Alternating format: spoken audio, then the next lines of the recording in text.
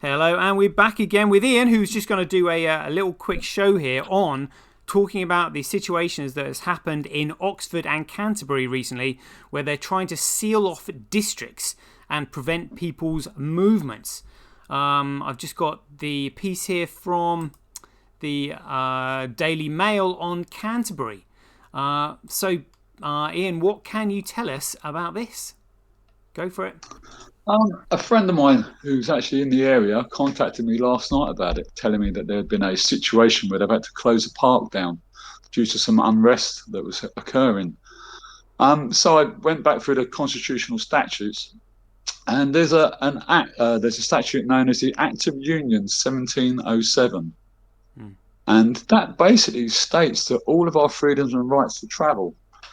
So if you want to go and find that, can you find that somewhere? Let me see. Hold on one sec. I'll do a quick search on Brave browser. But these are the districts that I've seen on the page now. Those are the districts that they're beginning to lock down, aren't Oh my they? god. So if you go, you get 100 hours per month, and if you go over them 100 hours, you get a fine.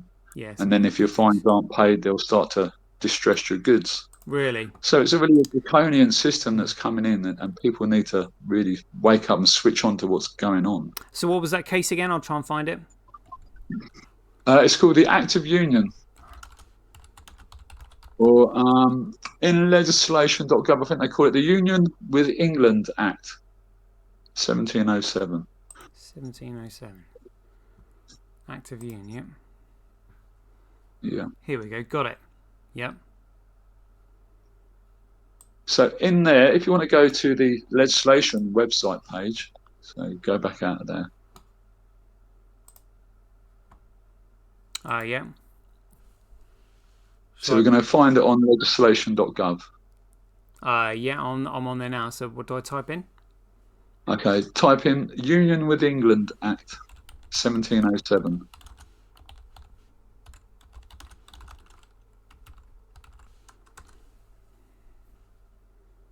Union. Yeah. There we go.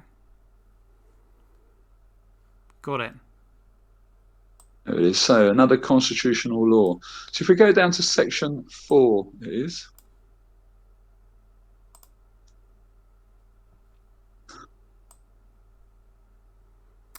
Section 4, that all the subjects of the United Kingdom of Great Britain shall, from and after the Union, have full freedom and intercourse of trade and navigation to and from any port or place within the said United Kingdom and the dominions and plantations thereunto belonging, and that there be communication of all other rights, privileges, and advantages which do or may belong to the subject of either kingdom, except where it is other ways expressly agreed in these articles. So we have full freedom of movement in this land, and it's our constitutional right. And the Wow. government are now imposing tyranny on people to tell them to lock them down in districts. This is completely unlawful. And people need to wake up and take back their freedoms and rights, because this is going into what we call the Hunger Games. It is literally controlling districts. So completely unlawful according to our constitution here in this document. We can read it for ourselves. People need to switch on, wake up and start. If we allow this to continue, it's going to get so severe. It's going to be worse than China. It really will. Oh my god. So what do you suggest like we actually do about it in terms of practicality? We need to start taking Well, people to whoever it is that's imposing this.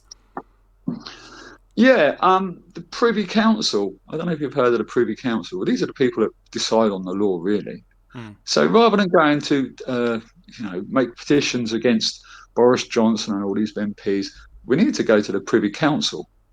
We need to go to their houses. We need to see these people in person, because they're the ones that are doing all this. It's not your MPs. It's not, none of. They're just the front men, aren't they? Really? The Privy Council are the ones that speak to the Queen directly. They're the ones that give, or the King. They're the ones that give direct communication. So these are the people that are allowing this to happen. And like I said to you earlier, the government have no authority. The government are just the workmen for Parliament, and it's the Privy Council that decide all of this stuff, really. Plus the what's his name, the Remembrancer. I don't know if you've heard of the Remembrancer. No. Oh, he's from within the City of London Corporation and part of Surprise, the Law surprise. Society, really. Hmm. And he sits on the right hand side of the Speaker of the House of Commons. So what's he doing there? Nothing. But he sits right next to the Speaker and influences them, as well as the whips, the Chief Whip. Have you heard of the Chief Whip? I've heard of it. He's the Yeah, one who yeah. goes, yeah, he goes around influencing people to change their decision in Parliament. So we've got a very sinister organisation going on with the Remembrancer and the Chief Whip organising people to change their minds and influence them. But it's the Privy Council that really communicates with the King. So these are the people, we have a right to petition, as it states in the Bill of Rights. We have a right to address the King or the Queen and tell them of our problems. These Privy Councillors, these are the ones that we need to literally go outside their house, and they're the ones that will change everything. Speaking to your MP isn't doing anything. They're just carrying on doing what they want, aren't they? So who is it that you think is actually instructing? You think it's the Privy Council that's actually instructing this lot? Yeah, they're the people that have to pass it when it comes. I mean, it's all unlawful, but the Privy Council could stop this because it's a constitutional law. They can't interfere with our constitution. But of course, the councils and the government are ignoring this because they're just a law to themselves at the moment. They have no authority to do anything, but the Privy Council can stop this. They are the authority. They are the true law as such, the lawmakers. Mm. Well, we just simply need the economic power to fight back. Like We you, need numbers. People need to be waking up and see this stuff, really. yeah, but it's also knowing what to do. It's all very well going outside protesting and banging on dustbin lids and all this kind of stuff. You know, Well, um, I was listening to something funny enough about protesting, and the biggest impact they've ever had in protesting has been civil disobedience. Anything violent only has a certain amount of people in, i.e., you're limiting yourself to young, fit men who want to be violent. hmm. Whereas civil disobedience is open to everyone women, children, grandma, and granddad. Everyone can be involved in civil disobedience because you're not going to walk down the road if there's 50,000 people and all being violent. But if there's 200 or 2 million people, rather, and they're being peaceful and they're doing civil disobedience, you can all join in. So, by number one, stop paying taxes. Stop contributing to a system that's not listening to you and doesn't have your best interests at heart is the first way to go. Stop voting, stop giving them your attention and your money and everything else. Because they're just running amok now. Closing down our freedoms of our land is awful. Yeah, I'm livid, livid. I mean, But we can there's read it for ourselves here. We have a right to travel. It's our God-given right. It's an unalienable right. You know. yeah. So again, I mean, this is why I'm educating everybody on Bitcoin, like BSV, because with it being fixed in supply rather than continually inflated, the value goes up, and their fiat currency, which they are just simply inflating into infinity, using the war in Ukraine as an excuse to pump prices when they're recording record profits for their shareholders and blah blah blah blah blah. They're just making owners of capital wealthier. But again, you still need to convert that into dollars, pounds, or pence, whatever, in order to spend it to get your purchasing power. They're just yeah. Personally, I think the reason they're moving so quickly is because they don't really have anything to lose, because they have committed so much crime in the past that, as Rockefeller said in his secret covenant, if they ever find out what we have done, we will have no place to run. And That's so, true. Yeah. and so at the moment though, people need economic power. You need to trade goods and services. And at the moment, people are slaving away for this shit that they print from nothing.